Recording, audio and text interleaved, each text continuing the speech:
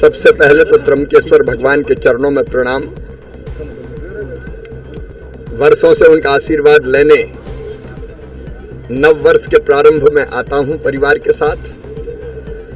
पहले 2 तारीख को आते थे, लेकिन 1 तारीख को कैबिनेट की बैठक थी दिल्ली में और प्रधानमंत्री जी के नेतृत्व में किसानों के लिए ऐतिहासिक फैसले किए गए हैं।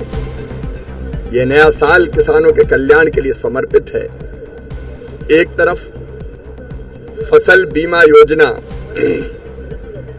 में जो पैसों का प्रावधान था वो बढ़ा के 69,000 करोड़ रुपया किया गया है। भगवान ना करे लेकिन कभी किसान को नुकसान हो जाए तो उसकी ठीक से हम भरपाई कर पाएं। दूसरी तरफ खाद किसान को सस्ता मिले, डीएपी की 1 बोरी 1350 रुपया से ज्यादा में ना मिले, इसलिए 3,800 करोड़ रुपए से ज्यादा की सब्सिडी दी है।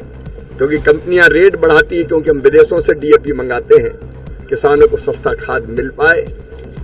सरकार किसानों के कल्याण के लिए समर्पित है।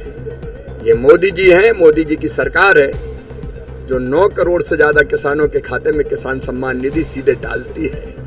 पिछले साल ही फसल बीमा योजना के अंतर्गत 8 करोड़ से ज्यादा आवेदनों का बीमा किया गया।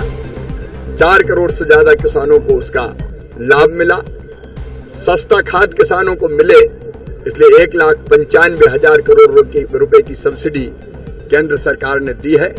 किसानों के कल्याण की अनेकों योजनाएं चलाई जा रही है और आज भी मैं किसानों से संवाद करने नासिक में अभी जा रहा हूं। 2 कार्यक्रम में रहे। एक अंगूर और बाकी फसल पैदा करने वाले किसानों से मैं भेंट करूंगा, उनसे चर्चा करके उनकी समस्याएं जानूंगा।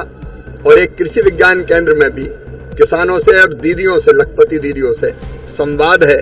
किसी को गरीब नहीं रहने देना, गरीबी मुक्त गांव बनाना है।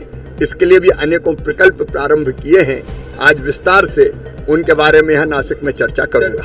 महाराष्ट्र के जो किसान है उसमें जो उनका नुकसान हुआ है फसल बारिश की वजह से, फसल बीमा योजना के अंतर्गत नुकसान की पूरी भरपाई की जाएगी। मैं किसानों को आश्वस्त करता हूँ। महाराष्ट्र में किसानों के आत्महत्या के मामले भी बहुत ज्यादा बढ़ रहे हैं, तो उसको लेकर किस तरह से नियोजन रहेंगे? किसान कल्याण के लिए हम प्रतिबद्ध है। लगातार कार्यक्रम, अनेकों योजनाएं चला रहे हैं। जरूरत होगी तो और चलाएंगे।